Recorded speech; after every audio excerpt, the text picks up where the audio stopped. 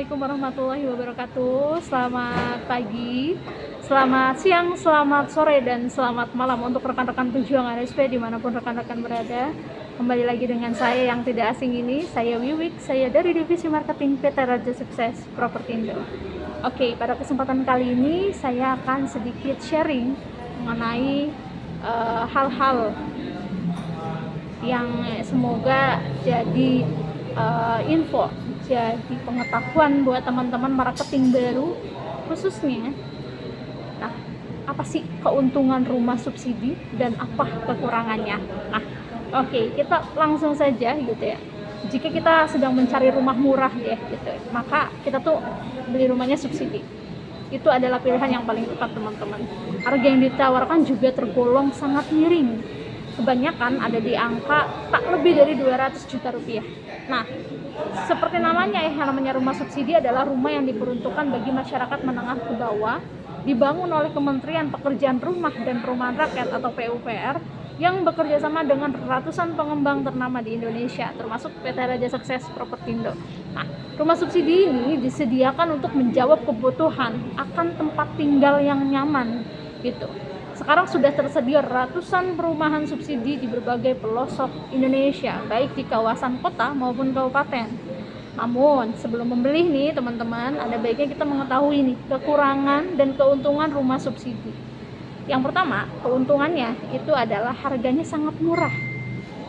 Tentunya ini menjadi salah satu ya keuntungan bagi kita untuk membeli rumah subsidi. Itu salah satu daya tarik sih bagi para pencari hunian gitu, karena pertama disubsidi oleh pemerintah. Yang kedua, harga dari rumah tapak ini berkisar 150 sampai 200 jutaan.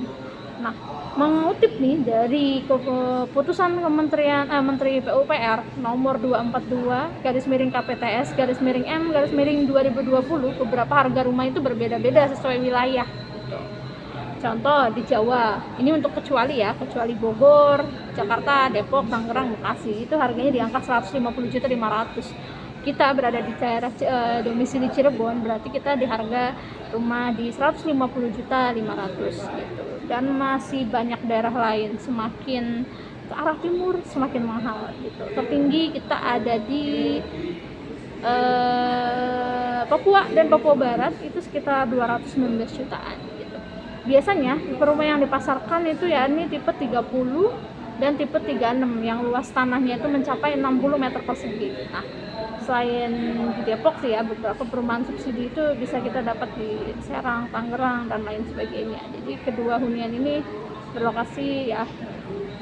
Yang kedua itu adalah masa tenor yang panjang dan cicilannya itu rendah, teman-teman.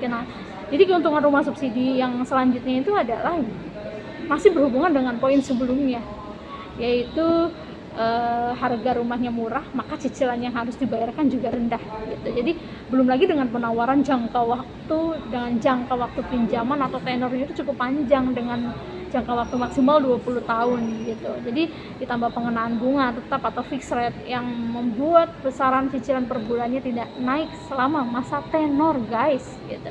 Jadi rata-rata cicilan yang dibayarkan itu adalah sekitar 1 jutaan per bulan. Kita masih di angka 970 ribuan. Itu belum lagi ada pula yang hanya membayar mungkin di 800 ribu gitu ya. Nah, salah satu cara terbaik untuk mendapatkan rumah murah ya adalah mencari bank yang menawarkan KPR bunganya itu ringan gitu.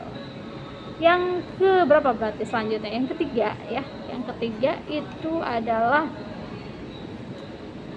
DP-nya rendah. Jadi keuntungan rumah subsidi selanjutnya itu adalah terkait uang DP atau uang muka. Seperti yang diketahui ya, bahwa DP itu salah satu kendala besar untuk membeli rumah idaman gitu. Namun saat membeli rumah subsidi, syarat DP itu tergolong sangat rendah. Rata-rata DP dibebankan kepada pembeli sekitar 10% SAM atau sekitar 10 sampai 15 jutaan gitu. Namun tidak sedikit juga pengembang menawarkan uang muka hanya 1%. Gitu. Jadi setiap perumahan itu memiliki promo yang berbeda, guys. Dan selanjutnya adalah persyaratan yang cukup mudah gitu. Keuntungan di rumah subsidi itu ya, untuk menebus hunian ini kita ada beberapa aturan ya yang harus kita penuhi berdasarkan peraturan Kemenpora nomor 3 tahun 2014. Kayak contohnya warga negara Indonesia berusia minimal 21 tahun untuk yang single. memiliki NPWP, berpenghasilan, mengumpulkan fotokopi SPT, tidak memiliki rumah pribadi, dan belum mendapatkan subsidi dari pemerintah atas kepemilikan rumah. Selanjutnya itu adalah kualitas bangunan jauh lebih baik gitu. Jadi tak ingin mengulang masalah hunian yang tak layak huni ya. Kini PUPR mengawasi pembangunan rumah subsidi yang dilakukan oleh pengembang guys. Jadi pasti layak huni gitu. Syarat wajib memang harus dimiliki pengembang untuk membangun hunian dari pemerintah ini adalah memiliki sertifikat layak fungsi atau SLF gitu. Fungsi SLF ini adalah sebagai penunjang keamanan bangunan atau menyatakan bahwa bangunan tersebut memang aman. Nah, dengan adanya SLF ini, calon pembeli itu tak perlu khawatir lagi gitu mengenai kualitas bangunan dan pelayanannya. Selain itu, sudah banyak perumahan subsidi yang memiliki fasilitas yang memadai, mulai dari aliran listrik, air bersih, drainase, dan lain-lain. Begitupun di Trus Milen, kita memiliki rumah subsidi dengan berbagai fasilitas. Lalu kerugiannya apa sih? Gitu. Nah, biasanya ada beberapa developer yang lokasinya itu sulit dijangkau. Tapi kalau di Trus Milen, alhamdulillahnya lokasinya itu selalu strategis, dekat sama jalan raya, dekat transportasi, dekat pusat keramaian, perbelanjaan, dan lain-lain. Jadi meskipun dijual dengan harga miring ya, biasanya ya ada beberapa developer yang lokasinya itu sulit dijangkau gitu. Terus jalan perumahannya itu masih berbentuk tanah. Kalau ini memang proses ya teman-teman ya. Jadi kalau rumah komersil kan semuanya udah langsung di paving atau enggak di aspal atau enggak di apa. Kalau rumah subsidi memang kita bertahap. Jadi bangun rumah dan ya sedikit demi sedikit. Itu butuh waktu gitu sih teman-teman. Itu untuk rumah subsidi ya. Untuk keuntungan dan kerugiannya. Sekian informasi dari saya. Mohon maaf bila ada salah-salah kata. Assalamualaikum warahmatullahi wabarakatuh.